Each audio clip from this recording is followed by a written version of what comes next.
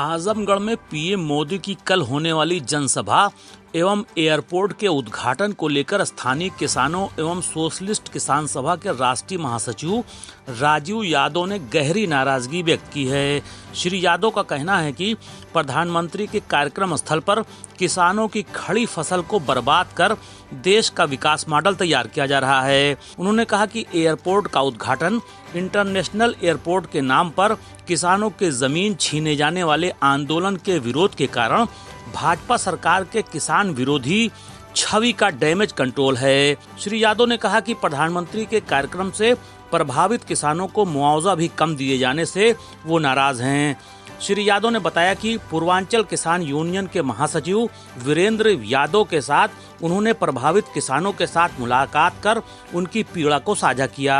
इस प्रकार आजमगढ़ के खासकर पीड़ित किसानों एवं किसान संगठनों ने पीएम मोदी के कार्यक्रम को लेकर विरोध दर्ज कराया है। प्रधानमंत्री नरेंद्र मोदी कल आजमगढ़ आ रहे हैं और आजमगढ़ में एक एयरपोर्ट का उद्घाटन करने के लिए आ रहे हैं और उस उद्घाटन के लिए जिस स्थल पे उनकी यहाँ का मंच लगेगा, उस मंच के नीचे गेहूं और सरसों की लहलहाती खड़ी फसल थी, जिसको उनकी जनसभा में वो भाषण दें, इसके लिए उनको कटवा दिया गया। किसान लगातार बोलता रहा कि 10 दिन बाद 15 दिन बाद फसल कट पे तैयार हो जाएगी, उसके बाद जनसभा कर लीजिए। नहीं, प्रधानमंत्री जी को तो जो है भाषण देना है, इसलिए वहां पर कटवा दिया गया।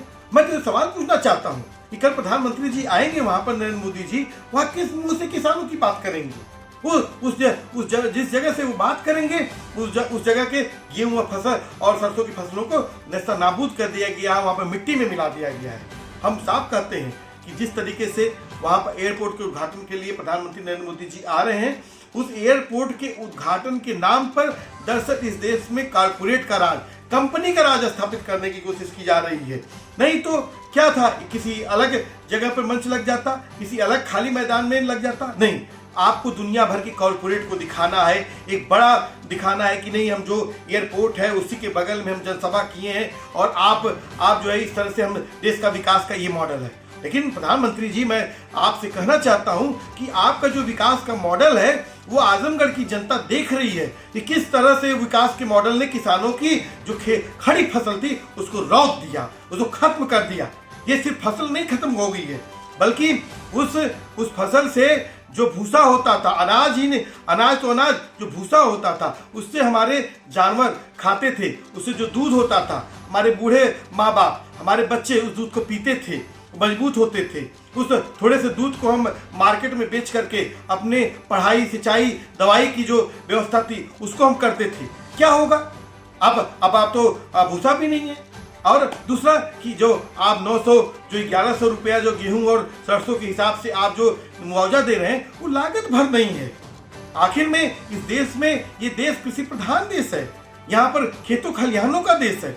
जब अगर एक भाषण के लिए और आप खेतों खलिहानों को तबाह कर देंगे, मतलब कि आपकी नीति किसानों के लिए कृषि प्रधान में देश में कोई जगह नहीं है।